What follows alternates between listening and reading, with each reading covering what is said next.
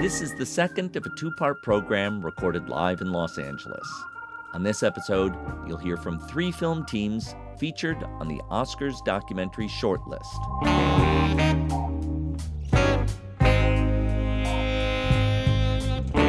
I'm Thom Powers, and this is Pure Nonfiction.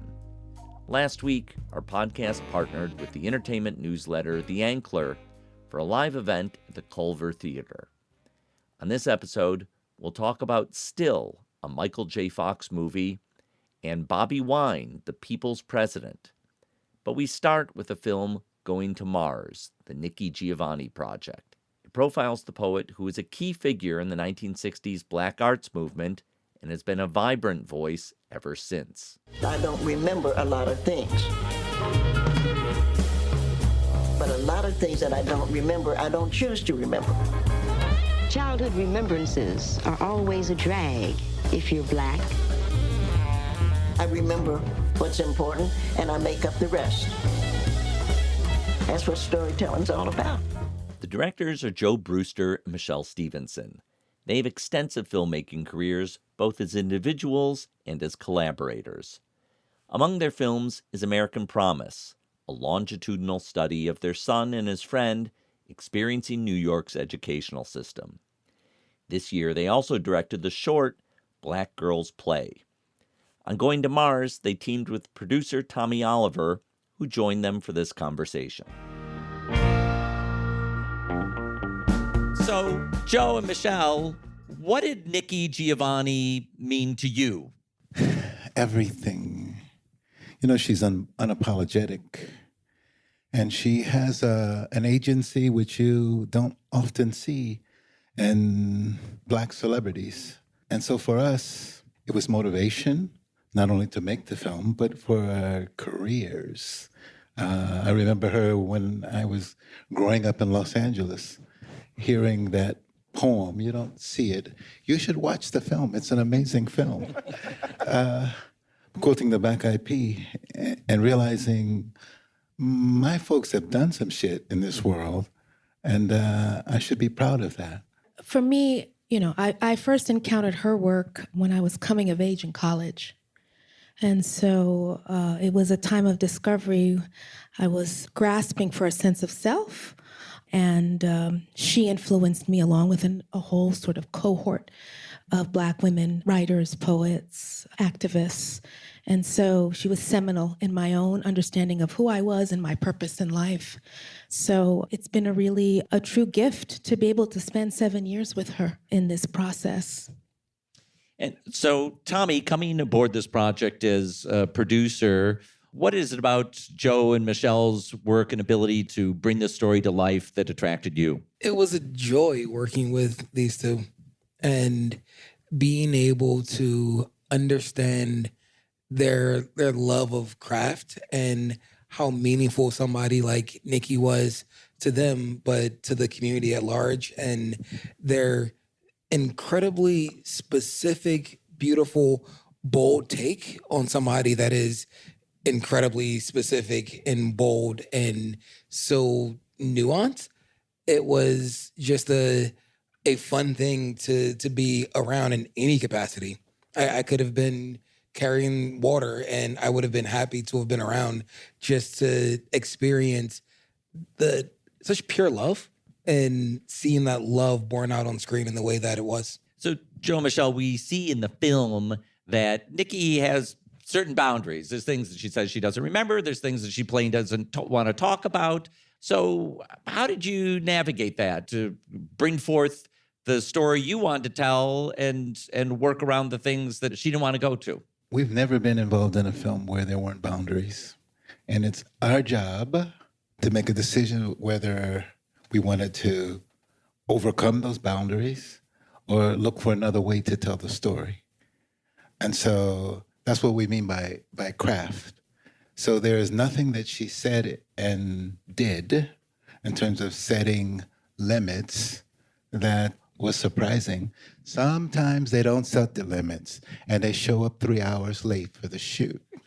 But in her case, there were clear boundaries and we found ways to supersede them. Yeah, I have to say it was actually a gift, and I was grateful for such clarity.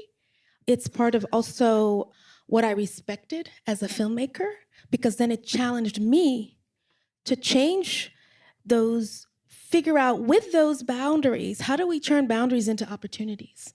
And they became really creative opportunities where we took things to a whole other level and looked at her poetry. In some ways, she sort of forced us to look at her poetry as part of the storytelling and her own evolution as a person. So in some cases, she didn't have to say anything. Everything was in her poetry. All the vulnerability, her experiences as a child. And in some ways, it really channeled us to use the poetic device in a cinematic way that I feel hits on so many levels. So I'm actually grateful for her boundary setting, and it's an example for me in terms of how I live my life, and even as an artist as well and storyteller. Tommy, can you reflect on the visual eclecticism in this film? There's archival footage, and even when interviews are shot with Nikki, there's a very deliberate visual approach, and then there's space footage, and I mean, you can just feel like an editor and the whole film team having a lot of fun, like you said before. But can you talk about the freedom that was at play in this film? I can, but I think they can do it better, and I think that it's. Yeah, I mean, I think I'd love to hear it from the two of you, because for me, it was, again, watching them see these things come to light was incredible. And my job was to just support and maybe push a little bit more when they forgot what they said they wanted to do. But it was really what they wanted to do. And so I don't want to speak for them. So when we envisioned this film 7 years ago, we said, we're going to make I'm Not Your Negro meets Kurt Cobain montage of Heck. And what I mean by that is that there are multiple layers of storytelling, multiple parallel narratives, and we wanted them to talk to each other. So when you say that these things are happening, there's also a communication between the archival, the performances. What else do we have in this film, Michèle? Well, there's archive performances, the poetry, and the interesting about the archive is there's archive that people have never seen before. There's archive of home, family, Black life from across the country. And then there's archive that is iconic, that we deliberately and very intentionally use, but in a totally different way. It forces us to see those moments in different ways. An example of that is the Birmingham bombing. The way we land on that, we actually land on that from space to the actual removal of the bodies of these young women, these young girls out of the church. And it's a whole other sort of level of understanding on an emotional place that we take this journey. The one thing I want to say about sort of the editing is that we were very intentional about bringing our own sort of cultural sensibility. Sometimes it's like jazz, the cutting. Sometimes there's call and response, where the conversation between James Baldwin and Nikki Giovanni is responding to the archive of poetry that you see before the scene. And all of that is in play in polyrhythmic sort of editing spaces where, for me, it felt like being at home, being from the Caribbean. Joe, you can talk about your church experience, but this is sort of what was informing how we were telling the story. See what I mean? You've been bringing this film to audiences for months now, and I'm very curious how different audiences receive the film. There, is a audience of a generation who grew up with Nikki Giovanni, and then there's a brand new audience, and there's some people may vaguely have heard of her and now are getting an education.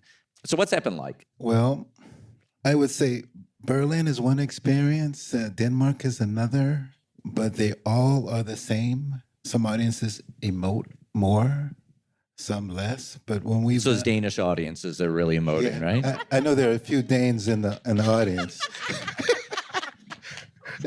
But the reality is the cutting style causes a reflection on what's being said that really resonates across audiences. through the specific comes the universal. So this is specific, but this is our culture, and it's resonated on most of the places. Yes, people who have a Black Atlantic cultural experience, all Americans do, but Black Americans a little bit more, see the jazz earlier. But the reality is we are trying to make a film where we use editing style, complexity, tone, to make really people think about their own personal experience. Michèle, any reflections of the way audiences have received the film? What's been your favorite screening?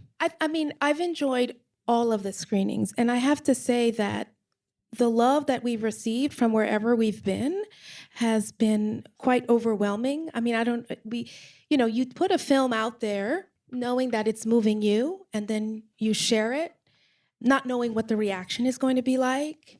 And I'm just grateful with how it's resonating. And as Joe said, it's really resonating across audiences. Because, again, I think there's part of the story, everyone can come in and understand it or feel it with their own baggage. Because that's what art is, right? When you do a piece of work and other people come and see it, they come and react to it and bring what they have in it. And if the piece is strong, it means that I will be moved. It may be a different meaning than the person next to me, but because there's sort of this aspect of art that is not even verbal, there's an emotional aspect to it that I think resonates. And so I feel like what I feel is that there are elements of that in this film that touch everyone. So last question, what does Nikki think of the film? So I was having tea with Nikki in London, remember? And I asked her this very question, and she loves the film. And you're never going to guess what she compared the film to. I'm not going to tell you why. You're going to have to watch it and figure out for yourself. But you know what she said? The Godfather. That was her comparison. You might have to watch it a couple times. Well, tell your friends it's streaming on Max starting on January 8th. And while you're at it, check out Black Girls Play also. Big thanks to Joe Brewster, Michèle Stephenson, and Tommy Oliver. Thank you. Thank you.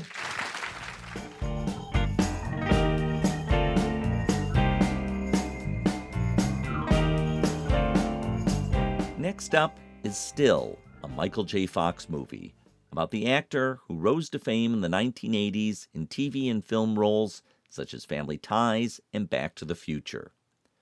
Around the age of 30, Fox began to show signs of Parkinson's disease, a condition that he concealed for many years before going public in 1998. Since then, he's used his prominence and humor to take away social stigma from the illness. The film covers his highs and lows.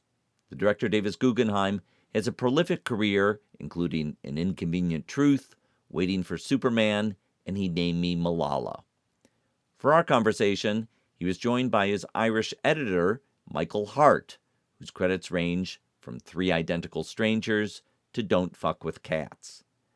For this project, Hart took inspiration from the fiction film starring Michael J. Fox. He used that footage to illustrate the actor's memories. Hart explained to me and Davis why this project had special meaning for him.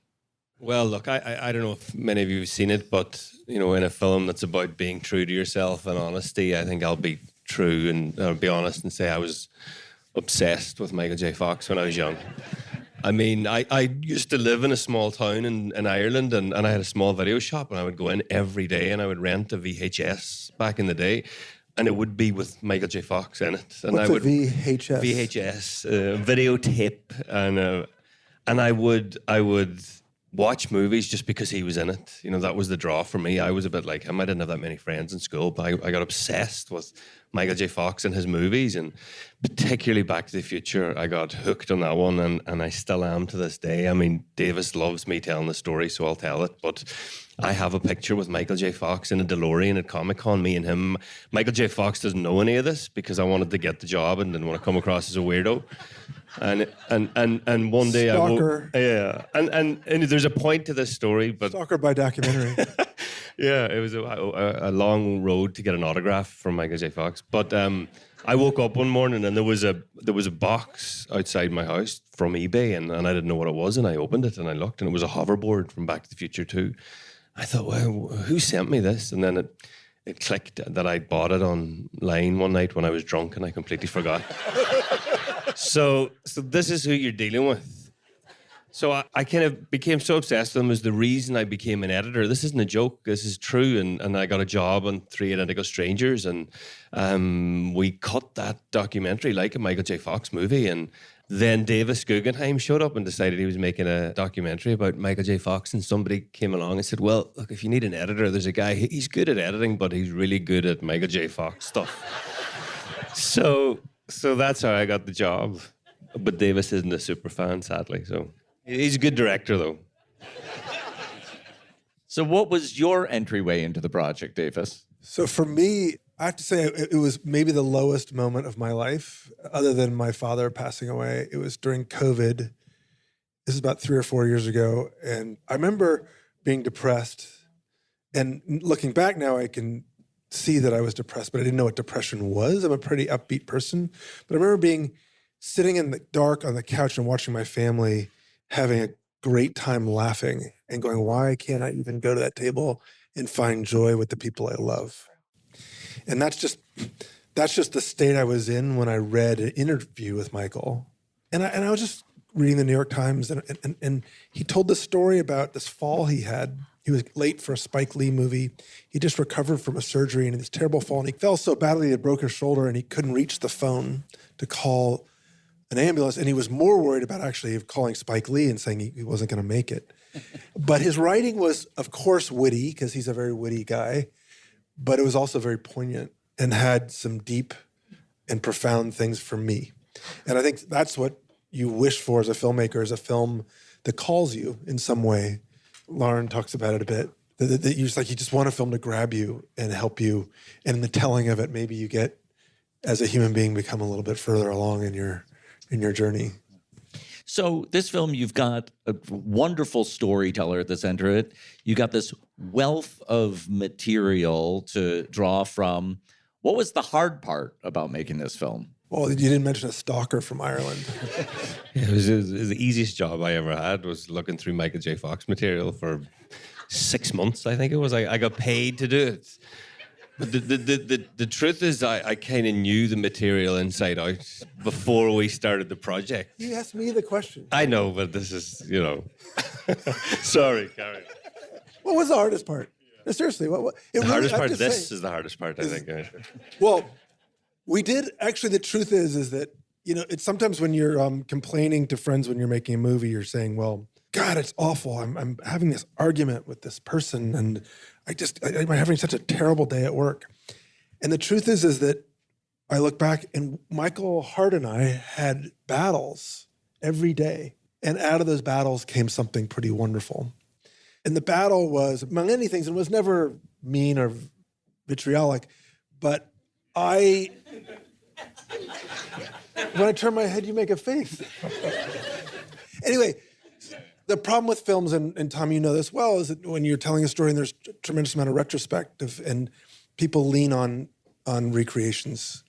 And it's the sort of wonderful opportunity that documentaries have, but it's also this thing that we kind of overdo, and sometimes... It's hard to get right. It's really hard. I've done it wrong. And so, but when we were talking about some of these scenes, a good example is when Michael J. Fox gets the scene for Back to the Future. And my idea was to do a recreation, and I was in LA at the time, and I would work with a storyboard artist, and I'd storyboard that scene, and I would send them to Michael, who's in London. And then I'd go home and go to bed, and I'd wake up, and I'd get a QuickTime on WeTransfer. And you tell this part of the story. Well, as David said, our battle, it was a very, very healthy battle, and one I cherished looking back at the time. It's always difficult, but I was pushing against the recreations because I was like, you cannot recreate Michael J. Fox. It's just not going to happen.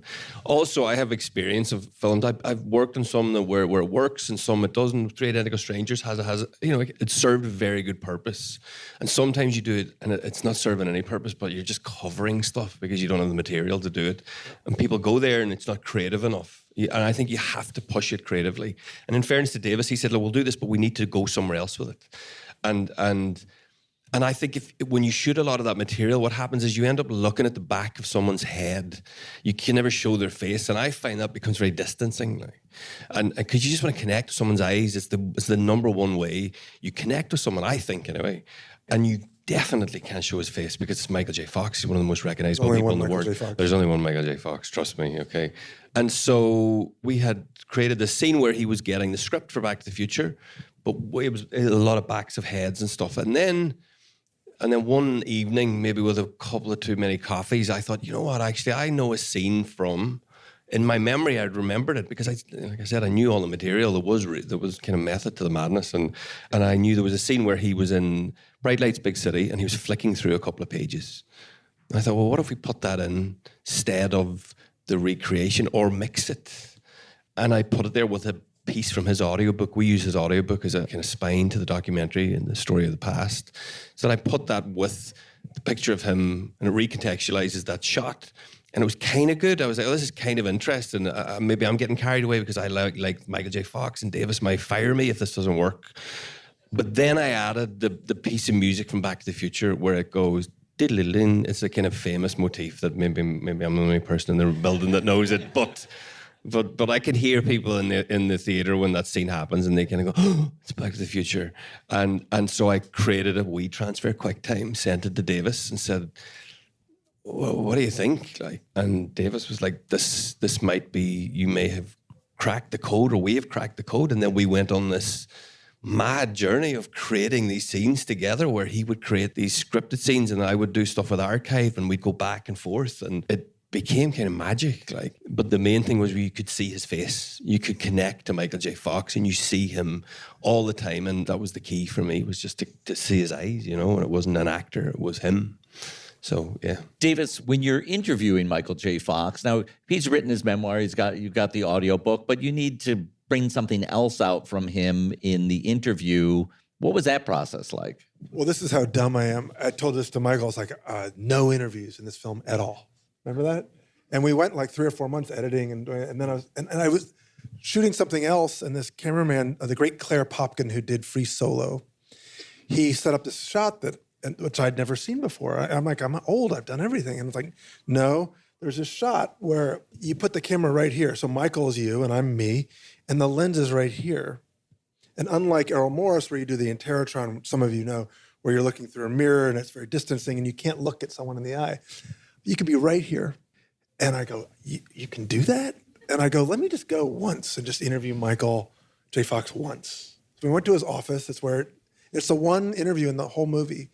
And he's obviously had Parkinson's, and it was unclear whether he could be himself. And clearly in those days, he had good moments and bad moments. And we just sort of like set up the camera and just waited all day until he was ready. And then he sits down, and it was incredible. And the conversations that we had, I think, made the movie. He was just so vulnerable and open. And I know, Thom, you're such a champion of documentaries. I mean, for those of you who don't appreciate, you've carried all of us for so long, and all your work in docs and championing us. And it's just so wonderful. And the thing to me is, like, I'm watching a documentary, is this person opening and telling me everything? And my wife and I will watch a documentary and be like, I didn't really like that answer. And that sounds like an answer a publicist would write for a character, or they're hedging, or I can see in their eyes they don't believe what they're going to say. And for me anyway, I felt like Michael was just himself and had nothing to hide. In fact, there was this moment when we showed him the film, and it's always this nerve-wracking thing. And we always show the subject the film, and the lights come up, and I said, what do you think? He goes, that scene where I'm on Family Ties and I'm acting like a total asshole? I'm like, oh no, this is the moment where he, tells me that he's going to ask me to cut something from the movie. I had Final Cut, but I was like, how do you say no? And he said, how did you find that? That's awesome. And that's unusual. It's very unusual for a character, for a character to say, I'm here, this is me. I'm a flawed human. And that's the true element of my life that must be in this movie. And that was him. And that's what you see in the interviews. So, Davis, you described beginning this project at a personal low moment for you. What did the making of the film do for that? Michael wrote in his book, he wrote this line, Parkinson's is a gift that keeps on taking. And I remember circling it, starring it in the book and sending it to you, and we never put it in the movie. Somehow, maybe it was too much to say it so directly, but to me, that was a sort of an amazing, first of all, it was like, God, that's a clever turn of phrase. But now I realize that after being with him and he's broken both wrists, both shoulders, bones in his face, pins in his face, pins in his hands, countless emergency rooms. I see how Parkinson's has taken from him. But what I realize is that it has given him this gift that sometimes our gratitude comes when we're most fragile, that we appreciate life when it is most ephemeral. And that's what I take away from it. I don't have Parkinson's, thank God. I do feel my fragility getting older, and I see my kids getting older, me becoming less and less relevant. But I just see his optimism that is truly earned, not this kind of, superficial thing that you might see somewhere else. He is truly wise. And so I'm lifted by him, truly. Well, it's such a pleasurable film. It's on Apple TV+. Thank you to director Davis Guggenheim and Michael J. Fox superfan Michael Hart.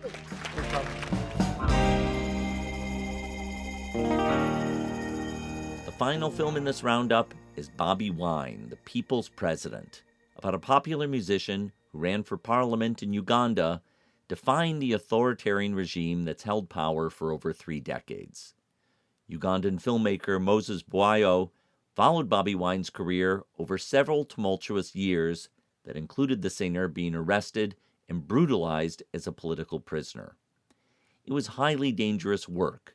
During filming in 2020, Moses was shot in the face with a rubber bullet. In our conversation, Moses is joined by Barbie Chagulani, the wife of Bobi Wine, who's central to this film. Barbie is an author and founder of the NGO Caring Hearts Uganda, dedicated to empowering girls. She and Bobi continue to live in Uganda, but she was able to join us in Los Angeles. So, Moses, when you started filming this project years ago, what were you expecting? I mean, could you have possibly anticipated that it was going to turn into the multi-year journey that it became? Wow. When we started this project with Christopher and I, and following Bobby and Barbie, we at first, we thought we are making a film about this superstar musician turned politician. And, we had no idea where it was going to go. But very quickly, we knew, him as a character is just a charismatic guy and very interesting. And he had gotten into parliament in Uganda and he was asking all the youth to get involved. There was really something there. And I myself, I had never voted at that point. And I was, considering to vote after hearing him. And but over the years, 6 years down the road, it was a totally different story. He had run for presidency, won an election, and stakes high, and, lives changed, including my own. And, people close to him have disappeared. And So, Barbie, what did it mean to have Moses come in and be filming with you? And how did it change for you? Maybe at the beginning of this project, it seemed like, well, Moses is going to film until the election is over, but then it keeps going. So we met Christopher at his daughter's wedding in Malta. He invited my husband. The co-director of the film. He invited Bobby to sing at the daughter's wedding because he's a musician. That's what he does for a living. So we had just come from an intense election. He was voted MP. So he carried me along just for a whole holiday. And Christopher said he had something interesting. He said, we have a plan. I don't know if you'll accept, if we could just have cameras follow you around and your wife. He made it very simple. It sounded like it was just like compiling our lives. And then maybe in future, when our children are 50, they'll just look at us and themselves. And it's for the memories.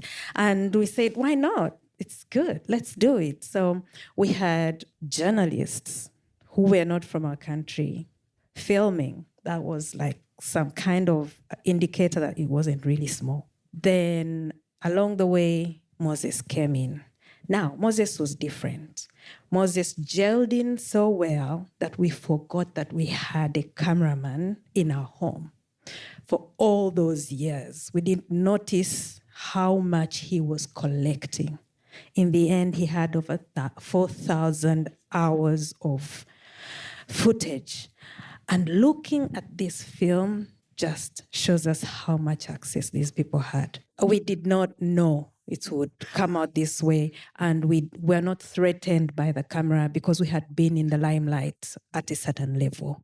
But seeing it today just scares me a lot because a camera can actually keep so much of you. Yeah. So there is a lot of danger and conflict around the attention Bobby's received that continues to this day. As I mentioned in my introduction, Moses, you took a rubber bullet in the face in the making of this. How did you face the danger in this? So in the beginning, the violence was mainly meted upon the politicians, upon Bobby Wine, his family, and those close to him. People being kidnapped and disappearing, but towards the election, almost midway the journey, this violence started being meted upon journalists and civil society as well. The military started targeting journalists. Right. Military, police, the whole government. Apparatus, yeah. And it was indiscriminate, But I had noticed I had been identified because, as you'll see in the film, those two other cinematographers, both Caucasian guys, Michèle Sibiloni and Sam Benstead, they were on the project for a few months and they had to flee for their own safety. But more and more, I knew this was a task to accomplish, regardless of the violence, regardless of, the arrests and interrogation and being locked up in jail and all that. I knew this was a task to accomplish. And as we all know, documentary filmmakers, we make sacrifices to make these films. And not all of us get shot in the face, though. Exactly. That's right. But I felt like I had to finish this task. And yes, dedication to the craft, but also this was a moment in history of our country that a whole generation was standing up to a 37-year-long dictatorship. And being right there amidst this chaos was a blessing, And more, that's how I see it and that's how I've seen it. Because, I would have said, no, I'm done. But, I was even more encouraged to carry the task forward. And I've not seen people as brave and kind and honorable as Bobby and Bobby. They are just, and I'm not saying this because she's here, no. They are just the most incredible people and just committed to democracy and change and the betterment of others, selfless.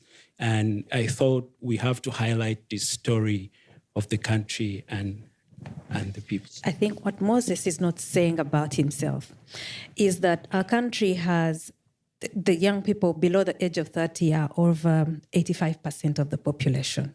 So 85% of the population are 30 years and below.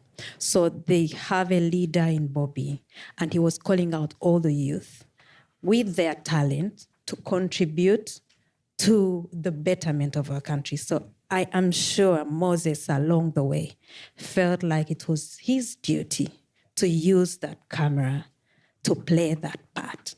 So he was recruited. And the Moses that came in to just film was not the same Moses that walked out of our home. No, he was very, very different. He is very different. Yeah. I wish I was filming him instead. So, Barbie, talk about right now in Uganda and what are the stakes for you and Bobby right now? And what does it mean to have this film out in the world? The first question, the camera stopped rolling, but the torture, the disappearances, the murders, the imprisonment without charge still goes on. Just yesterday, we had a renowned pastor almost murdered. His driver was shot at 13 times. Then he was waylaid on his way home, and his driver shot at, and he was not touched. He is a political pastor. He has a big following. So that happens, is still happening. We are losing lives, and we are close to another election.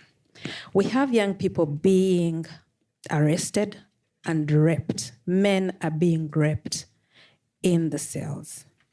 Young boys, intentionally. The ladies are being raped both ways. And then they are released on the days when they are really sick. And the police gives the reports just the way they are. These are rape cases. We have all the reports, but we don't have a court to go to because the courts are their courts. We have leaders being coerced to join the NRM and leave the people. We have MPs being arrested and charged for cases which are fabricated and kept for over how long? 2 years?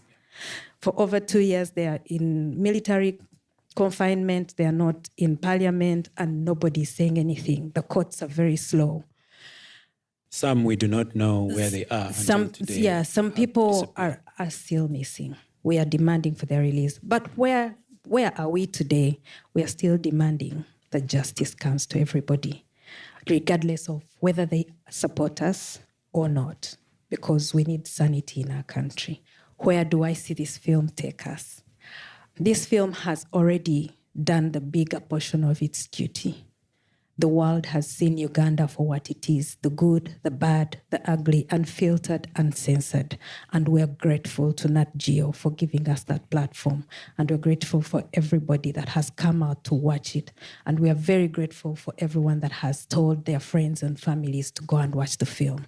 We just need the world to know what is happening back home, because our government has been in control of what comes out of our country. The media, they censor it, they clean it, and then they have people in Washington clearing their image everywhere. But this film has no control over it. Nobody has control over it, and at least it's doing its part. So we are grateful so far. Very grateful.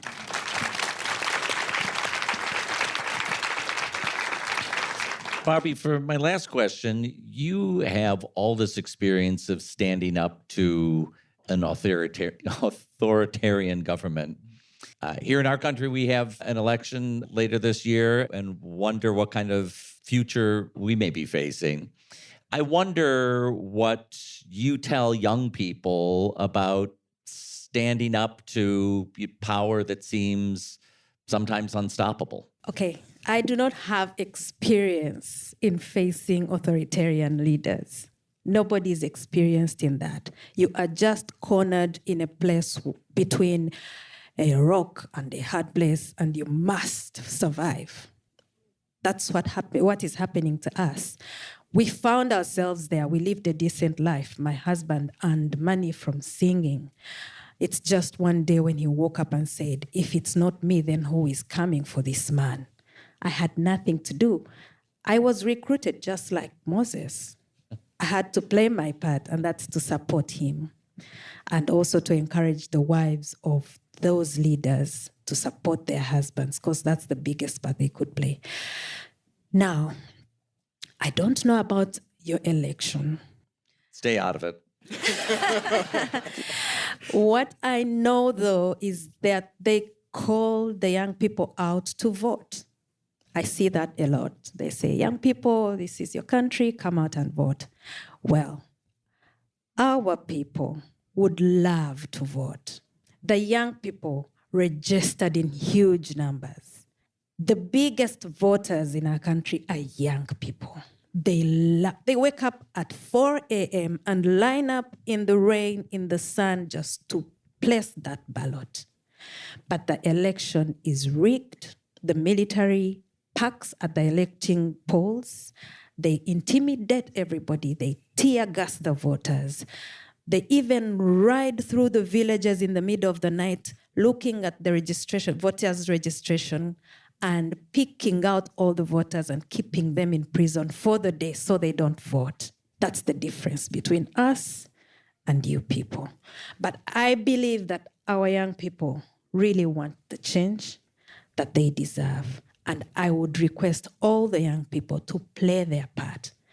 If you call the young people to go out and vote, they should go and vote because they are very lucky to have the democracy that they have today.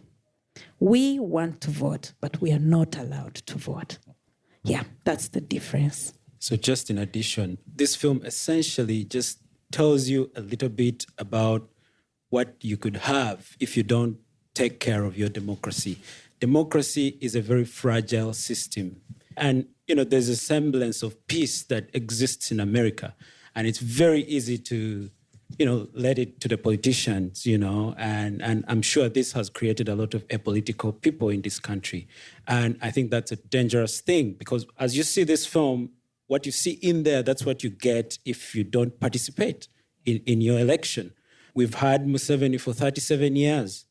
Yes, every 5 years he organizes elections, but they're not really elections. It's just a rubber stamp, to continue another 5-term and then please the West, America gives him $1 billion.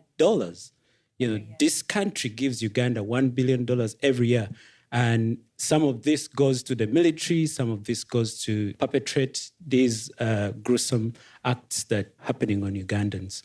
And this is not the case for just Uganda. This is a case for many countries where today we see a rise in totalitarianism. So the good meaning world and those who love democracy should stand up. So we hope that you all can share this film with your friends and people you care about for them to understand a little bit of what's happening, outside of this country. Yeah, thank you. I want to thank the filmmakers in this episode, from Bobby Wine, The People's President, Still, a Michael J. Fox movie, and Going to Mars, the Nikki Giovanni project. See our show notes for more information about these films.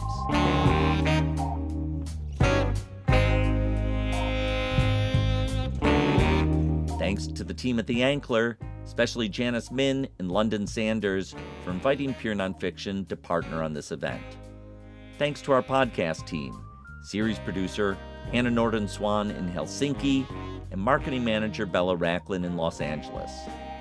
Music is composed by Andre Williams, and our executive producer is Raphaela Natehausen. I'm Thom Powers, finishing this episode in Montclair, New Jersey. You can follow us on Instagram at Pure Nonfiction and sign up for our newsletter at purenonfiction.net.